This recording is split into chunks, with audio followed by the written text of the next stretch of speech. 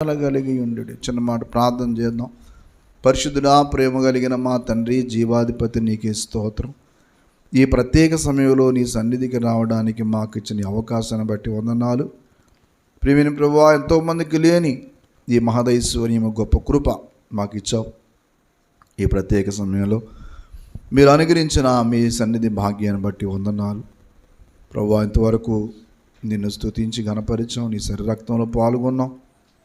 మా గృహాలకు వెళ్ళే ముందు ఒకసారి నీ వాక్యాలు వినడానికి సిద్ధపడి వస్తున్నాం. దయ చూపించి మాతో మాట్లాడమని యేసయ్య పరిశుద్ధ నామములో స్తుతించి ఘనపరిచి ఆరాధించి వేడుచున్నాము తండ్రి. దేవునికి స్తోత్రం కలుగునుగాక. రోమాపత్రిక 12వ అధ్యాయములో చాలా విషయాలు చెప్పాడు. ఒక మాట చెప్తూ, సహోదర ప్రేమ విషయములు ఒకరిని యందు ఒకడు అనురాగము గలవారై ఘనత విషయములో ఒకరినొకడు గొప్పగా ఏం చేయండి, ఎంచుకోండి అన్నాడు. ప్రేమ 3 రకములట. ప్రేమ అనేది 3 రకాలుగా చెప్పుకుంటూ వచ్చాడు. యోహాను సువార్తలో ఆ మాట ఉంది. దాని గ్రీకులో 3 పదాలు వాడారు పెద్దలు. స్టోర్జెస్ అని, ఫిలియోస్ అని, అగాపే అని వాడుకుంటూ వచ్చాడు. ఈ 3కి 3 అర్థాలు చెప్పుకుంటూ వచ్చారన్నమాట. స్టోర్జెస్ అంటే సహజంగా ఉండే ప్రేమ, న్యాచురల్ లవ్, దాన్ని మామూలుగా ఉండే ప్రేమ గురించి చెప్పుకుంటూ వచ్చాడు. ఫిలియోస్ అంటే దాన్ని స్నేహితుల మధ్య ఉండే ప్రేమ అని చెప్పారు. అగాపే అంటే డివైన్ లవ్ అన్నమాట, అనగా దైవ సంబంధితమైన ప్రేమను గురించి చెప్పుకుంటూ వచ్చారు. ఇక్కడ మాట అన్నాడు, సహోదర ప్రేమ విషయములో అని. రెండో మాట అన్నాడు, ఒకని యందు ఒకడు అనురాగము. 2 వాడాడు, చూసారా ఆ మాట. సహోదర ప్రేమ, ఒకని యందు ఒకటి ఏంటి చెప్పండి, అనురాగము కదా. దీన్ని ఏమంటారంటే ఫిలియోస్ అంటారు. ఫిలియోస్ అంటే అర్థం ఏంటంటే, అది కొంతమంది గ్రీకు పేర్లు పెడతారు, గ్రీకు సంబంధించిన పేర్లు పెడతారు అన్నమాట. దీన్ని అనురాగము. ప్రేమకు రకరకాల పేర్లు ఉన్నాయి. ఈ లోకంలో ప్రేమ అనే మాటకి నిర్వచనం బైబిలే కరెక్ట్గా ఇచ్చింది, ఇంకెవరు ఇవ్వలేకపోయారు. యోహాను సువార్త 3:16లో దేవుడు లోకమును ఎంతో ప్రేమించెను కదా, కాగా తన అద్వితీయ కుమారునిగా పుట్టిన వాని యందు నశింపక, విశ్వాసముంచు ప్రతివాడు నశింపక నిత్య జీవం పొందినట్లు ఆయన అనుగ్రహించిన. ప్రేమకు తార్కాణం ఏంటి అని అంటే, ఆయన కుమారుని ఇచ్చాడట లోకానికి. అంటే అర్థం ఏంటి, ఒక త్యాగంతో కూడిందన్నమాట. దీన్ని అగాపే అంటారు. అందుకనే ప్రభు పునరుద్ధానుడే లేచిన తర్వాత పేతురు ఒక పని చేస్తే, ఇంక ప్రభు వెళ్ళిపోయాడు కాదు, ఇంక మనకు పని ఏముంది అని చెప్పి అక్కడ కూర్చుని ఏమంటాడంటే, నేను చేపలు పట్టడానికి వెళ్తున్నారు, ఎవరన్నా వస్తారా అంటే, పెద్ద అన్న వెళ్ళిపోతుంటే చిన్నోడు ఉంటాడా, మేము వస్తున్నాడు అండి అని చెప్పి మిగతా వాళ్ళు కూడా ఏమయ్యారు చెప్పండి, అందరు వెళ్ళిపోయారు. అప్పుడు యేసయ్య ప్రత్యక్షమై, తీరా వెళ్ళాడు కానీ, చేపలు పట్టడానికి వెళ్ళాడు కానీ ఏం పట్టలే. ఎందుకు? దేవుడు లేని ప్రయాస వృధా ప్రయాస అయిపోయింది. పడదాకి వెళ్ళాడు కానీ చిత్రం ఏంటంటే, ఎంత ప్రయత్నించినా కానీ ఒక్క చేప పడలే. అప్పుడు ఇంక తెల్లారిపోతుంది, తెల్లవార్లు ప్రయాసపడ్డారట. చూడండి, యోహాను సువార్త 21వ అధ్యాయము 3వ వచనం దగ్గర నుంచి చూడండి. సీమోను పేతురు, నేను చేపల పట్టపోదునని వారితో అనగా, వారు మేమును నీతో కూడా. వెళ్ళిపోయేవాడు ఒకడు వెళ్ళిపోతే బాగుండు, వెళ్ళిపోకుండా ఏమన్నాడు చెప్పండి, నేను చేపలు పట్టడానికి వెళ్తున్నాను అంటే వాళ్ళు ఏమన్నారు, మీకు నువ్వు వెళ్ళిపోతే మేము ఉండి ఏం చేస్తాం అక్కడ, పోనీ మీరు ప్రార్థన చేయండి అని వెళ్తానంటే, ఆ ప్రార్థన మాట మర్చిపోయి ఇంకేదా ప్రభు వెళ్ళిపోడు కదా అనుకున్నారు అంతే. చదవాలా, వెళ్ళి ధోని ఎక్కిరి కానీ ఆ రాత్రి ఎంతమంది ఉన్నారు చేపలు పట్టే విషయంలో మంచి బ్రెయిన్ ఉన్నవాళ్ళు. ఎక్కడ వల వేస్తే చేపలు బాగా దొరుకుతాయో తెలిసిన బాగా తెలివైన వాళ్ళు, ఎందుకంటే వాళ్ళు మొదట చేపలు పట్టేవాళ్ళే కదా, ఎక్కడ వాళ్ళకి చేప అలికుడు ఉంటుందో బాగా తెలిసిన వాళ్ళు. కానీ చిత్రం ఏంటంటే వీళ్ళకేం బతిపోయింది, ఇదేంటిది చేపల ఫిషింగ్లో మేము ఎంత నేర్పరులం కదా అనేటప్పటికి ఏమీ దొరకలేదట. తెల్లవారిపోతుంది, సూర్యోదయం అవుతుంది, ఇంకా చిన్న చిన్న చీకటి అంటాం అంత. యేసు ధరిని నిలిచిన, అయితే ఆయన యేసు అని శిష్యులు, అది విషయం. ఇది రెండవ నష్టం. మొదటి నష్టం ఏంటంటే దేవుడు అప్పగించిన దాన్ని వదిలేసి వెళ్ళిపోవడం. మీరు ప్రార్థనలో ఉండండి నాయన, కొంతకాలం మనిషిని బట్టే జాలరంగా చేస్తానంటే మళ్ళీ వెనక్కి వెళ్ళారు. కొన్నిసార్లు మనం దేవుని దగ్గర కొన్ని విషయాలు అడిగి కొంచెం ఆలస్యం అయితే ఏం చేస్తామంటే తాయితులకి తాళ్ళకి లేనిపోని వాటికి వెళ్ళిపోతాం. దేవుడు ఏం చేయట్లేదు కదా అనుకుంటాం, కానీ నేను పరీక్షిస్తూ ఉంటాడు. ఆ మాట బైబిల్లో ఉందో చూడండి. ఆ మాట కీర్తనా గ్రంథము 105వ కీర్తన 105వ కీర్తన 17వ మాట నుంచి చూడండి. 105వ కీర్తన 17వ చరణం. వారికంటే ముందుగా ఆయన ఒకరిని పంపెను, యోసేపు దాసుడుగా అమ్మబడెను. వారు సంకెళ్ళు చేత అతని కాళ్ళు నొప్పించిరి, ఇనుము అతని ప్రాణమును బాధించెను. అతని చెప్పిన సంగతి నెరవేరు వరకు యెహోవా వాక్కు అతని పరిశోధించుచూ ఉండెను. ఇంత బాధ ఎదురొస్తుంది, కానీ చిత్రం ఏంటంటే దేవుని వాక్కు ఏం చేస్తుందట, అతన్ని పరిశోధించుచూ ఉండి. కొన్నిసార్లు మనకి పరిశోధనలు వస్తాయి, నెగ్గగలగాలి. ఆదికాండం 22వ అధ్యాయం మొదటి మాట కూడా చూడండి. ఆదికాండము 22:1. ఆదికాండం 22వ అధ్యాయం మొదటి మాట. ఆ సంగతులు జరిగిన తర్వాత దేవుడు అబ్రహాముని ఏం చేశాడమ్మ, అబ్రహాము గారిని పరిశోధించాను. ఎలాగంటే నీకు ఒక్కడై ఉన్న అనగా నువ్వు ప్రేమించు ఇస్సాకును తీసుకొని, అది పరిశోధన పెట్టాడు. దేవుడే ఇచ్చాడు వృద్ధాప్యంలో. మళ్ళీ ఏమన్నాడు చెప్పండి? అప్పుడప్పుడు పిల్లల్ని మనం ఏం చేస్తామంటే వాళ్ళు ఏదన్నా అడగగానే ఇచ్చి మళ్ళా ఏం చేస్తాం, అడుగుతాం. వాళ్ళ చేతులు ఎట్టు అడిగితే వాళ్ళు ఏం చేస్తారు, కొంతమంది ఏం చేస్తారంటే నవ్వు తీస్తారు, కొంతమంది వెనక పెట్టుకుంటారు. అది ఎవరా నీకు ఇంక ఎక్కువ ఇస్తాను అని చెప్పి.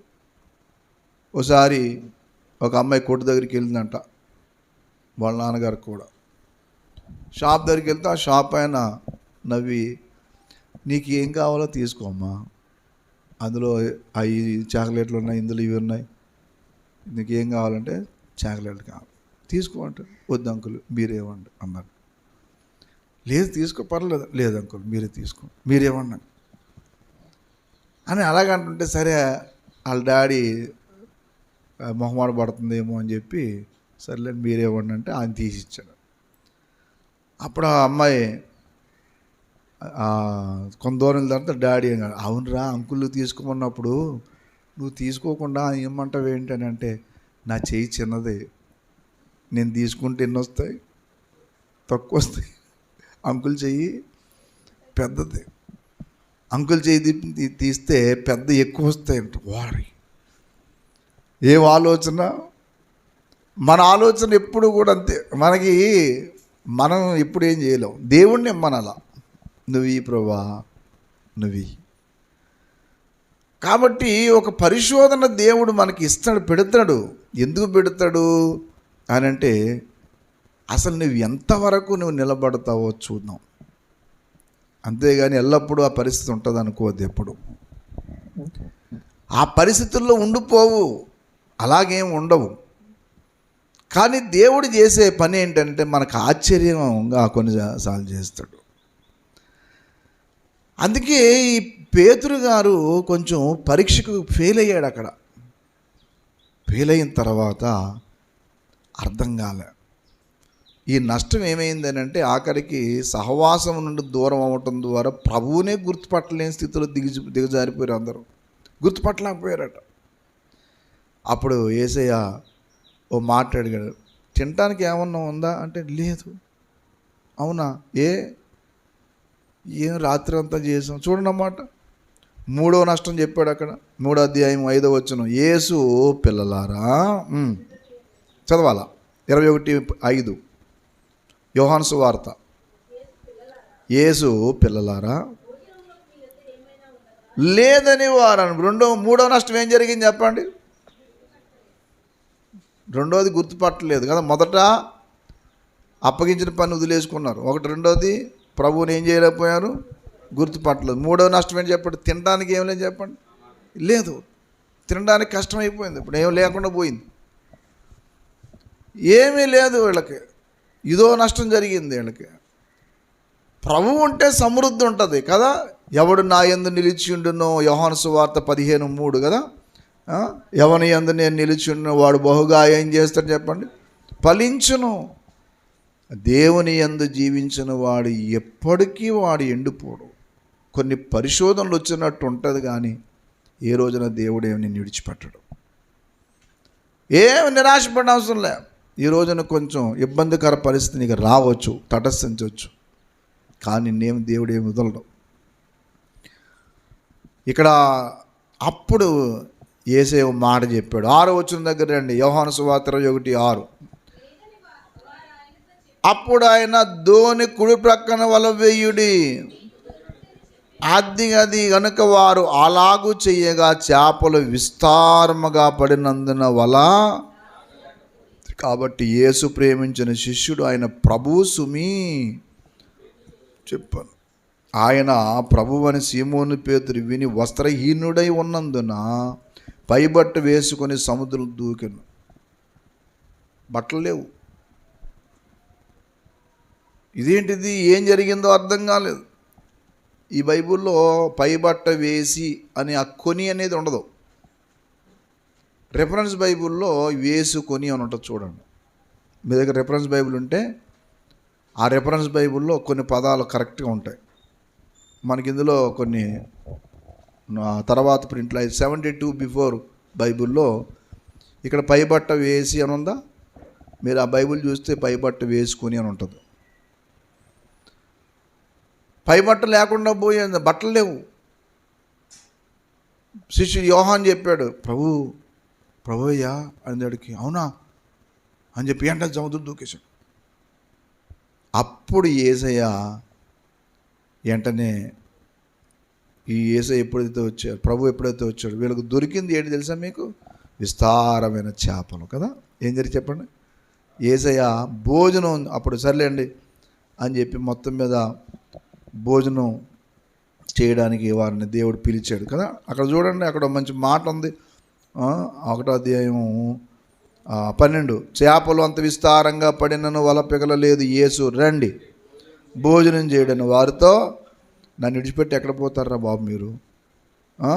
9వ మాటలో ఉంది, వారు తిరిగి దరికి రాగానే అక్కడ నిప్పులను వాటి మీద ఉంచబడిన చేపలను రొట్టెయు. మరి ఎవరు పెట్టారో ఎవరికి తెలియదు,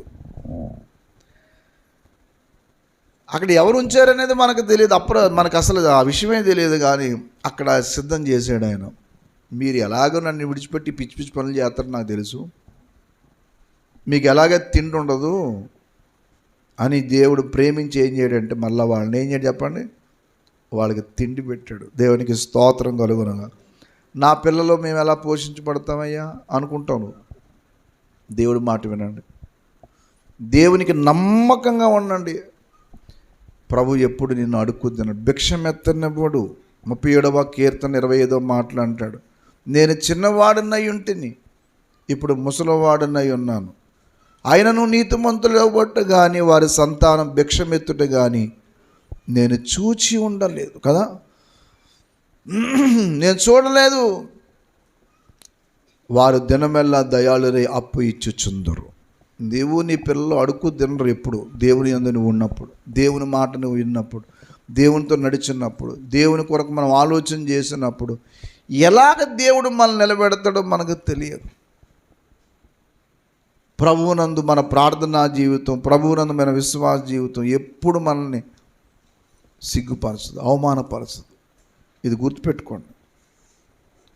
ఒడ్డుకు రాగానే అక్కడ చేపలు, రొట్టె కాల్చబడిన ఉంచబడి ఉన్నాయంట. అప్పుడు యేసయ్య సర్లేని మళ్ళీ కొన్ని పట్టరండి ఆయన అని చెప్పి ఆఖరికి ఏం పెట్టాడు చెప్పండి. ఇప్పుడు 12వ వచనం, మీరు భోజనము చేయండి అనగా కదా.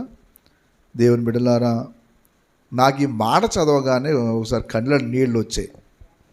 ప్రభువుని విడిచిపెట్టి అన్నీ కోల్పోయినా కానీ మళ్ళా దేవుడు ఎందుకో ప్రేమించి దగ్గరికి వచ్చి వాళ్ళకి ఏం చేయడు చెప్పండి, మళ్ళీ అన్నీ ఇచ్చాడు. నిజంగా దేవునికి కావాలనుకున్నప్పుడు దేవుడు అలాగే చేస్తాడు. మనం ఇంక మన జీవితం ఏమీ లేదు అయిపోయింది అనుకుంటామా? ప్రభు మన ఎడల తన ప్రేమను కానీ విస్తరింపజేస్తే మళ్ళా దేవుడు ఏదోలాగా మనల్ని నడిపిస్తాడు. దేవుడు ఎప్పుడు కూడా అన్యాయము చేయడు. అప్పుడు పేతురును ప్రశ్నిస్తూ అంటాడు, ఈయనైనా నువ్వు వీళ్ళందరికంటే ఎక్కువ ప్రేమిస్తున్నావా అంటే, ఇందుకు ఏ ప్రేమ గురించి అడిగాడు అని అంటే, ఈ మామూలు ప్రేమ గురించి కానీ సహోదరుల ప్రేమ గురించి కానీ అడగలేదు, కానీ అగాపే ప్రేమ గురించి అడిగాడట. అది విషయం. ఎందుకు ఈ మాట చెప్పడానికి ఇదంతా చెప్పాను.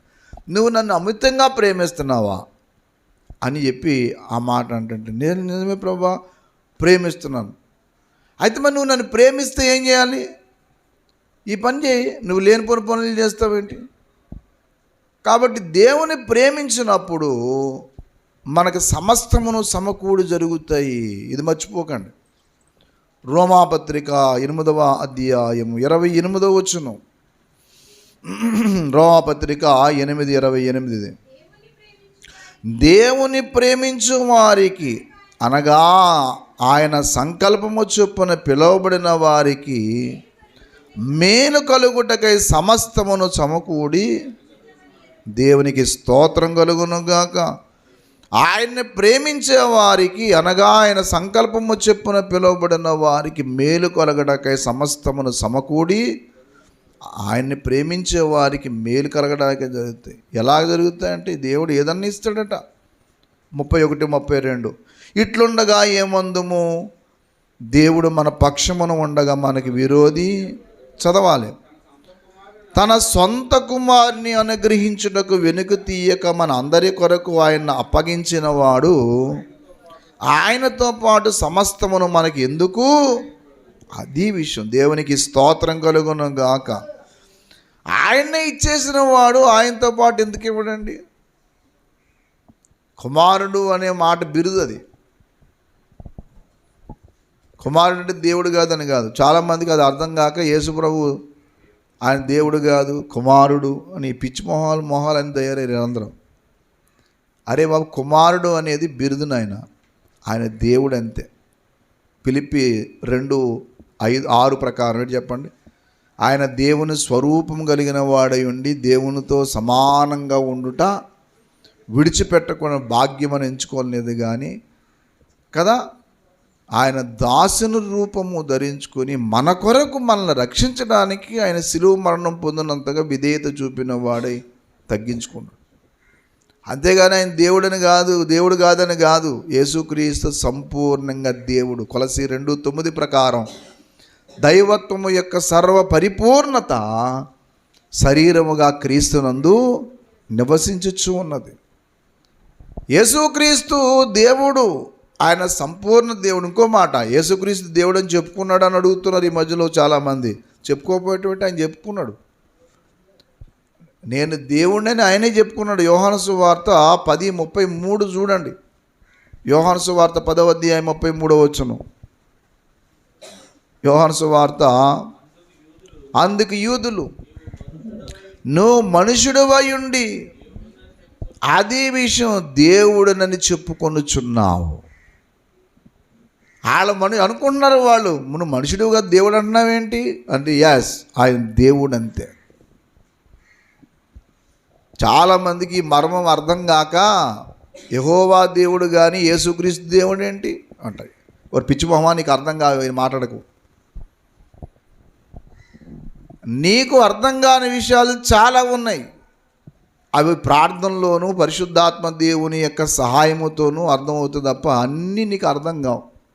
ఈ యెహోవా సాక్షులకి యేసుక్రీస్తు అర్థం కాడు. ఆయన దేవుడు, ఆయన సర్వాధికారి అయిన దేవుడు. దానికి ఒకరి భాషలన్నీ చెప్తూ ఉంటారు. గ్రీకులులా లేదు, ఇబ్రూలు, మరి ఏముందరా అందులో? గ్రీకు ఇబ్రూ పద్ధతి నీకు అంతవా అందులో పుట్టినట్టు? గ్రీకు పండితుడు, ఇబ్రూ పండితుడు ఒక ఆయన ఉన్నాడు, ఆయన స్పిరస్ జోడియాటస్ అని చెప్పి. ఆ స్పిరస్ జోడియాటస్ గారు చెప్పాడు, ఇబ్రూ గ్రీకు రాని వాళ్ళు ఏమీ ఇబ్బంది పడద్దు, మీకు తెలుగు బైబిల్ ఇబ్రూ గ్రీకు చదివినంత సరిపోద్ది అన్నాడు. అన్ని బైబిళ్ళు ఆయా భాషల నుంచి వచ్చాయి, తెలుగు బైబిల్ ఒక్కటే డైరెక్ట్ భాష నుంచి వచ్చింది. దేవునికి స్తోత్రం. ఇంగ్లీష్ బైబిల్ లాటిన్ నుంచి వస్తే, తెలుగు బైబిల్ హీబ్రూ గ్రీకు నుంచి వచ్చింది. చాలామంది ఇది ఈ తెలుగు బైబిల్ ఇంగ్లీష్ నుంచి వచ్చింది అనుకుంటారు. ఇంగ్లీష్ నుంచి తెలుగు బైబిల్ రాలే. ఇంగ్లీష్ బైబిల్ లాటిన్ భాష నుంచి వస్తే, తెలుగు బైబిల్ ఒక్కటే గ్రీకు హీబ్రూ నుంచి వచ్చింది. అందుకే పామ పేజీలోనే ఆదిమ హెబ్రీ గ్రీకు భాషల్లో నుంచి భాషాంతరము చేయబడిందని ఉంటుంది. కొన్ని తెలుగు పదాలు ఉంటాయి. ఆనందరాయర్ గారైనా బ్రాహ్మణ పండితుడు, మారు మనసు పొంది ఈ పని పూనుకున్నాడు ఆయన. అందుకని ఇందులో కొన్ని తెలుగు పదాలు వాడతాడు. కృష్ణవర్ణము అని. అయ్యబాబోయ్, మా దేవుడి పేరు ఇందులో ఉందనుకున్నారు కనుక. కృష్ణుడు అంటే దేవుడు కాదు బాబు, వర్ణం, అది నలుపు అని.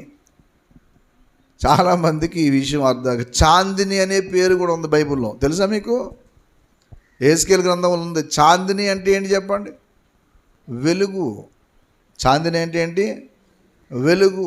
ఆ పదం ఉంది. తెలుగు పదాలు వాడారు చాలా మట్టి. మనకి తెలుగు రాదు, ఇంగ్లీషు రాదు. ఒకడికి ఒక భాష సరిగ్గా రాదు, బైబిల్ని తప్పు పడుతూ ఉంటాడు. కాబట్టి దేవుని బిడ్డలారా, ఒక మాట చెప్పి నేను ముగిస్తా. అక్కడ ఈ రోమతులో మాట్లాడుతూ ఒక మంచి మాట వాడాడు. ప్రేమ విషయములో, సహోదర ప్రేమ విషయములో ఒకని యందు ఒకడు అనురాగము గలవారై, ఘనత విషయంలో ఒకరికొకటి ఏం చేయండి? గొప్పగా ఎంచుకోండి. సహోదర ప్రేమ విషయములో అనగా ఒకరికొకరు ప్రేమించే విషయంలో మీరు అనురాగం గలవారే ఉండాలి.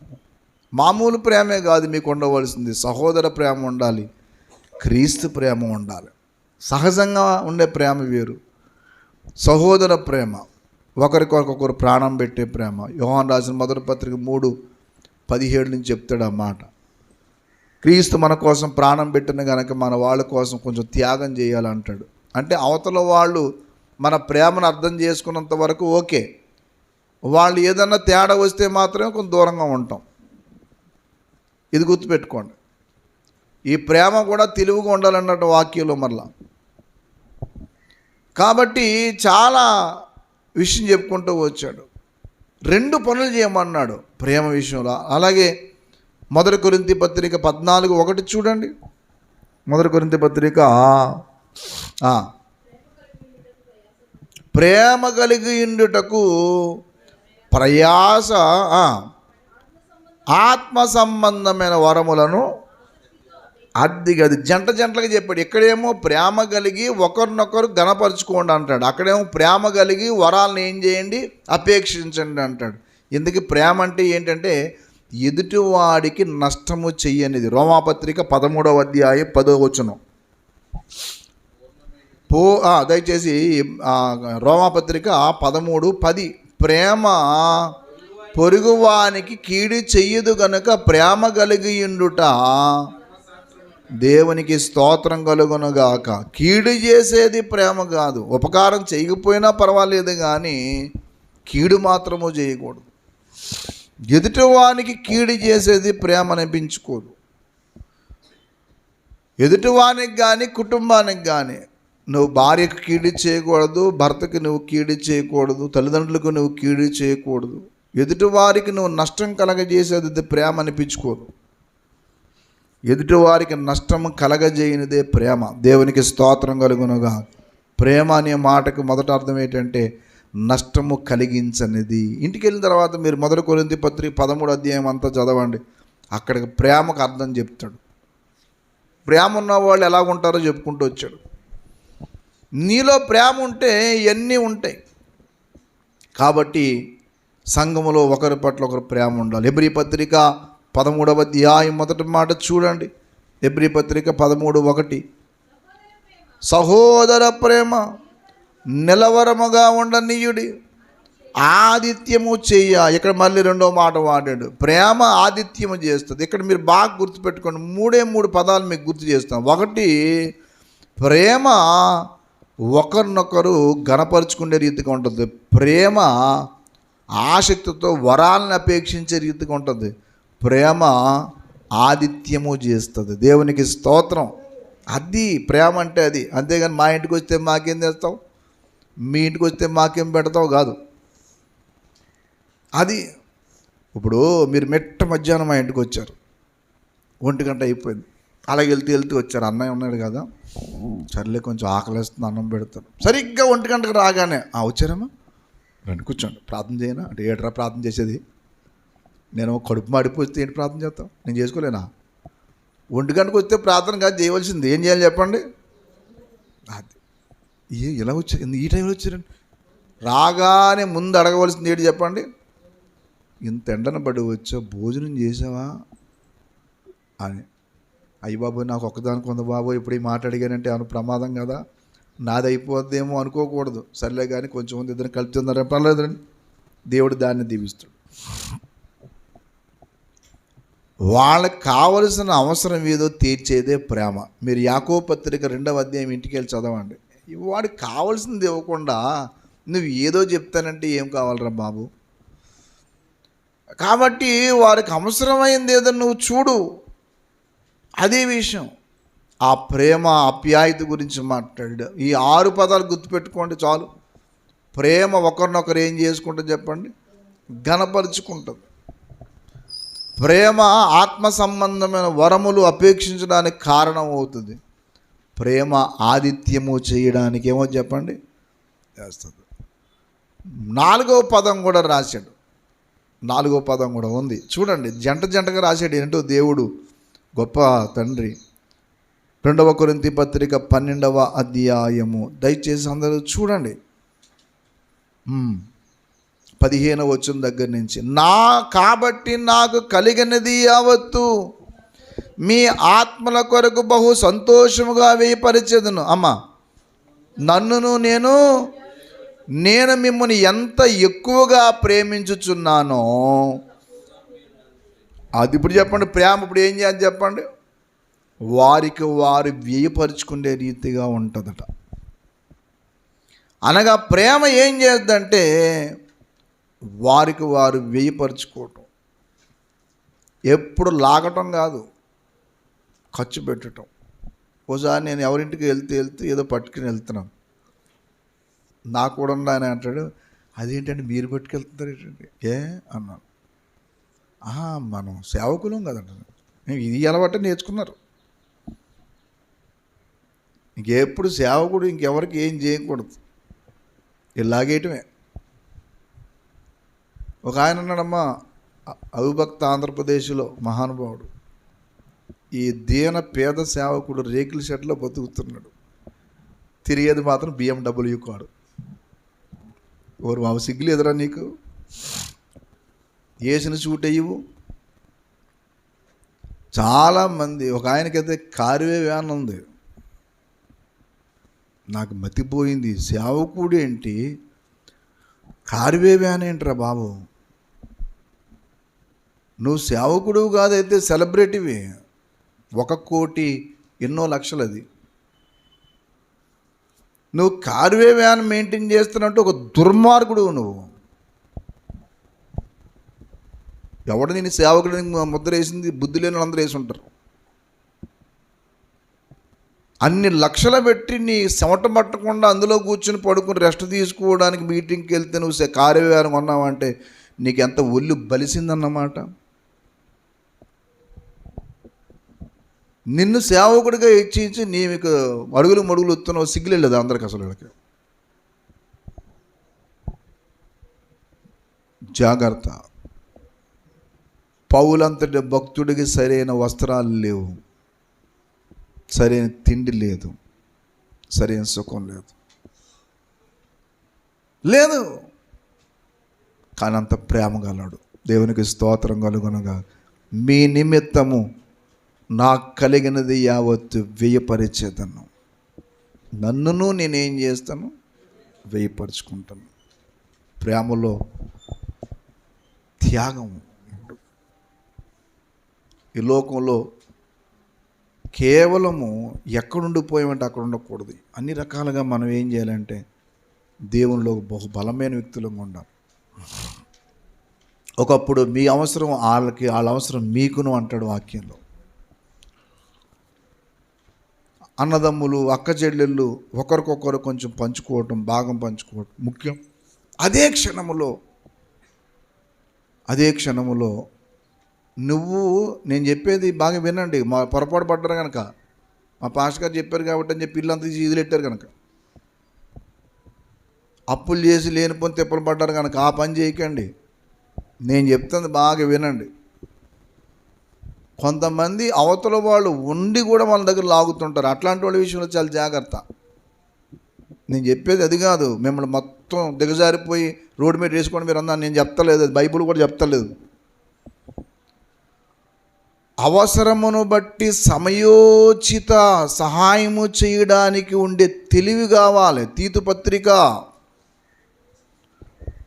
3వ అధ్యాయము 14వ వచనం చూడండి దయచేసి. అందరూ చూడండి, అందరూ గుర్తుపెట్టుకోండి ఈ మాట.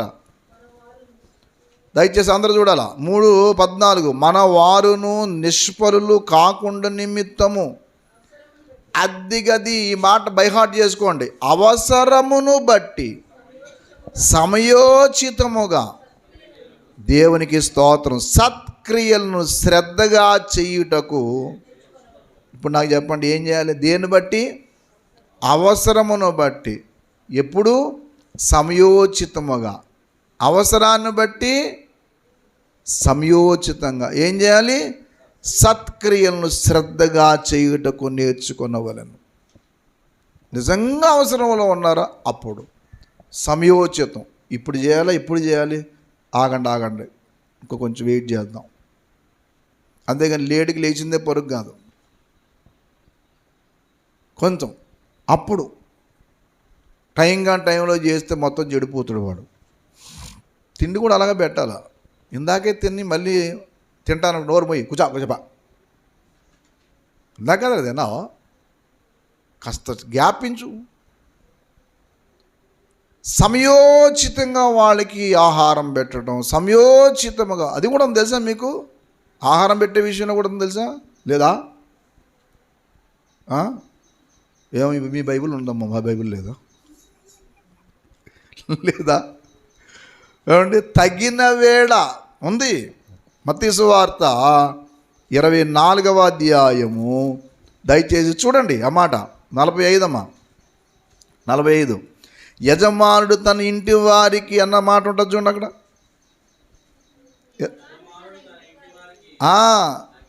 తగిన వేళ. ఏ వేళ అండి? తగిన వేళ అంటే ఇప్పుడు అర్ధరాత్రి లేచి అమ్మ పలావ్ తినాలని ఉందే ఆర్డర్ పెట్టుకుంటున్నాను, పళ్ళు ఊడిపోతాయి మళ్ళీ. ఏంట్రా పలావ్ ఇప్పుడు అర్ధరాత్రిలో? అర్ధరాత్రి పలావ్ ఏంటే నీకు? పలావ్ తినాలని ఉందమ్మా అంటే ఈ గుడ్ ఏంట్రా? సమయోచితమైన తగిన వేళ ఆహారము. ఏ టైములో ఏదో అప్పుడు పెడితే ఆరోగ్యకరంగా ఉంటారు. భక్తి జీవితంలో కూడా అంతే. అందుకే ఆ మాట చెప్పాడు కదా, సహోదర ప్రేమ విషయములో ఒకని యందు ఒకరు అనురాగము గలవారే, ఘనత విషయంలో ఒకరినొకరు ఏం చేసుకోండి? గొప్పగా ఎంచుకుందాం. అలాంటి కృపా పరిశుద్ధాత్మ దేవుడు మనందరికీ దయచేయనుగాక. ప్రార్థన చేసుకుందాం, మోకరించండి, ప్రార్థన చేద్దాం. దేవా, నాకు సమయోచిత జ్ఞానం దయచేయ తండ్రి, సమయోచిత తెలివి దయచేయండి. తెలివి లేని పశుప్రాయుడిని నేను. ఒకరినొకరు ఘనంగా ఎంచుకునే కృప ఇవ్వండి దేవా. నీ సన్నిధిలో మా కుటుంబం భార్యాభర్తలంగా, బిడ్డలంగా ఒకరినొకరు హెచ్చించుకునే స్వభావం మనకు దయచేయండి అని ప్రభువుని అడుగుదాం. ప్రోత్సహించే కృపలు ఎదుగుదాం. అన్ని రకాలుగా ఏదో మోకరించండి, కళ్ళు మూయండి, ప్రార్థన చేయండి. పరిశుద్ధుడు అయిన తండ్రి నీకు వందనాలు. మీ సందుకు వచ్చి వెళ్ళిపోయేవారం గాక, ఏ రీతిగా ఎదగాలో, ఏ ప్రేమ కలిగి ఉండాలో చెప్తూ వచ్చారు ప్రభువా. నిజమే తండ్రి, మేము చాలాసార్లు మీ వద్దకు వస్తున్నాం, చెప్పుకుంటున్నాం, సరైన ప్రేమ మాలో లేకపోతుంది. ఏ బిడ్డకి ఎప్పుడు ఏ సహాయం చేయాలో, ఎవరిని ఎలాగ ఆదుకోవాలో మాకు నేర్పించు నాయన. వ్యర్థమైన వాటి యందు గాక నాయన, పనికిమాలిన వాటి వైపు కాక, అవసరార్థమై ఎవరిని ఏ రీతిగా బలపరచనలు పెట్టాలో మాకు నేర్పించి సహాయం దయచేయమని, ఏదైనా నీ ప్రేమ కలిగి వర్ధిల్ల కృపమని యేసయ్య పరిశుద్ధ నామములో స్తుతించి గణపరిచి వేడుచున్నాము తండ్రి. ఆమేన్.